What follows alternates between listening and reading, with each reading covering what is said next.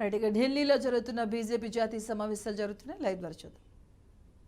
अनेक निहितार्थ ये राष्ट्रीय अधिवेशन प्रधानमंत्री जी मोदी जी के विकसित भारत के स्वप्न को आगे बढ़ाने का संकल्प लेकर हम सब यहां से देश भर में वापस जाएंगे. इस अधिवेशन के बाद 2047 का भारत कैसा होगा, इसका मोदी जी का संदेश लेकर हम हर कॉन्स्टिट्यूएंसी में जाएंगे.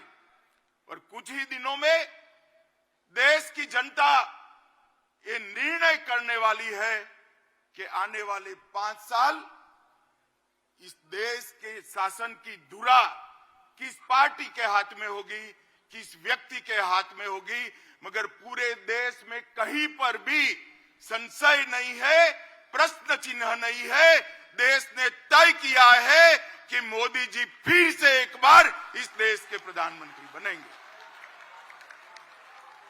साथियों, 75 साल में इस देश ने 17 लोकसभा के चुनाव देखे हैं, 22 सरकारें देखी हैं, 15 प्रधानमंत्री देखे हैं.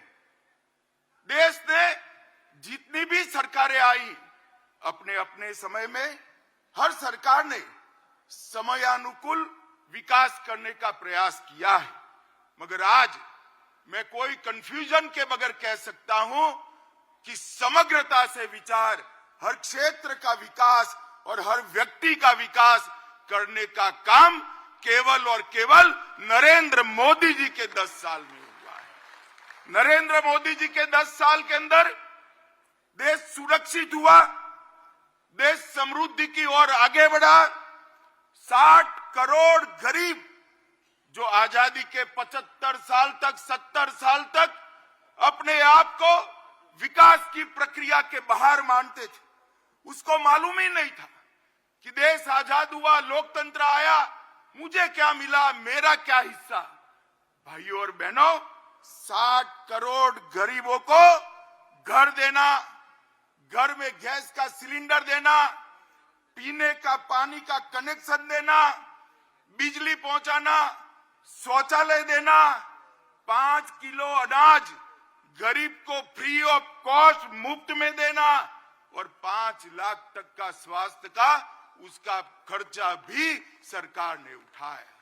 आज ये 60 करोड़ गरीब अपना बैंक अकाउंट भी रखते हैं और डिजिटल इंडिया से एक गरीब महिला अपनी सब्जी भी परचेज कर पाती है, सब्जी भी खरीद करती है.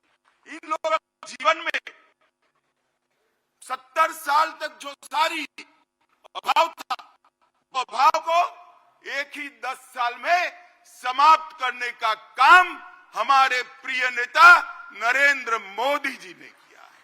आज ये 60 करोड़ लोग अपने आप को देश के लोकतंत्र से जुड़ा हुआ पाते हैं. आज ये 60 करोड़ लोग हमारे संविधान की सार्थकता को महसूस कर रहे हैं. 10 साल में इतना बड़ा परिवर्तन आया है. दलित, आदिवासी और पिछड़ा समाज, उसको वोट बैंक के नाते एक कांग्रेस और इंडिया अलायंस वालों ने उपयोग तो बहुत किया. पहली बार उनको सम्मान और हिस्सेदारी देने का काम भारतीय जनता पार्टी की नरेंद्र मोदी सरकार ने पहली बार ये देश का गौरव पूरी दुनिया ने महसूस किया. दुनिया में भारत के लोग कहीं पर भी जाते हैं, कहीं पर भी दुनिया में आप चले जाओ, पूछेंगे मोदी के भारत से आते हो ना.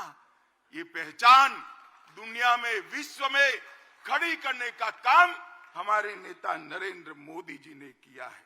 और मैं आज बताना चाहता हूं मित्रों आपको कि 140 करोड़ की जनता ने पहली बार महान भारत का स्वप्न देखने का साहस नरेंद्र मोदी जी ने दिया है. न केवल महान भारत का स्वप्न देने का साहस, उस स्वप्न को सिद्धि में परिवर्तित करने के लिए सामूहिक पुरुषार्थ करने का मन भी नरेंद्र मोदी ने बनाया है.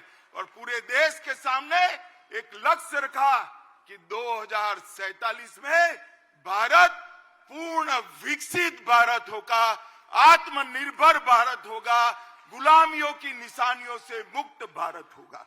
ये संकल्प पहली बार 140 करोड़ की जनता के सामूहिक संकल्प के माध्यम से आज विश्व के सामने उभर कर आया है और इस संकल्प का एक्नॉलेजमेंट भी पूरा विश्व कर रहा है।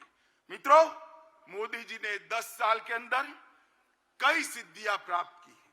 गरीबी से मुक्ति, भ्रष्टाचार से मुक्ति, जातिवाद से मुक्ति, परिवारवाद से मुक्ति, तुष्टीकरण से मुक्ति। इस देश का लोकतंत्र कई सालों तक भ्रष्टाचार, जातिवाद, परिवारवाद और तुष्टीकरण के नासुरों से ग्रसित रहा। नरेंद्र मोदी जी ने पहली बार भ्रष्टाचार, जातिवाद, परिवारवाद और तुष्टीकरण की राजनीति को समाप्त कर पॉलिटिक्स ऑफ परफॉर्मेंस को एस्टैब्लिश करने का काम नरेंद्र मोदी जी ने किया। नरेंद्र मोदी जी ने अपने कर्तव्य से, अपने कर्तृत्व से देश की पूरी जनता को एक सामूहिक हीन भावना थी, इस सामूहिक हीन भावना को, एक मास इंफीरियरिटी कॉम्प्लेक्स को समाप्त कर हम भी कर सकते हैं, हम ही करेंगे, एक गौरव के साथ दुनिया के सामने किया। नरेंद्र मोदी जी ने पहली बार इस देश को गुलामी के प्रतीकों से मुक्ति दिलाने का आह्वान किया। ये शुरुआत आजादी के दूसरे दिन होनी चाहिए थी, परंतु जब तक कांग्रेस रही, जब तक इंडिया अलायंस वाले रहे, इसकी कल्पना भी नहीं की।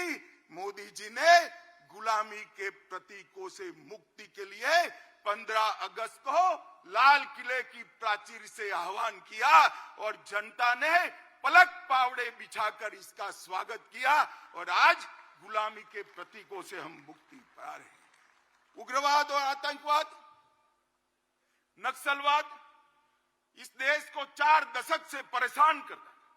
मोदी जी के 14 से 24 के कार्यकाल में उग्रवाद और आतंकवाद और नक्सलवाद अपनी अंतिम सांसें गिन रहा है।